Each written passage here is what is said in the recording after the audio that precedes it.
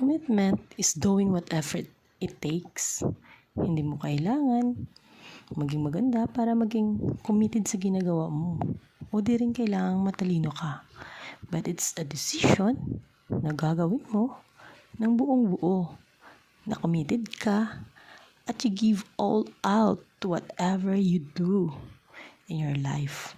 Guaranteed, you will make it happen. Dapat ang mindset natin is full out mindset. Ibigay mo ng todong-todo at buong-buo. Yun lang yun. Tingnan natin kung hindi ka mag-success sa buhay mo. Kaya kung ano man ang gusto mong gawin sa buhay, ay ibigay mo ang best mo. At hindi mo to ginagawa dahil feel mo lang or crush mo lang siya. But because you are committed. Willing kang mag-commit. Kasi kung ano lang yung binibigay mo yan lang din ang result na makukuha mo. Diba? So dapat maging committed ka sa ginagawa mo. Ibigay mo ng buong buo. Todong-todo para mag-success ka. Yun lang. God bless you!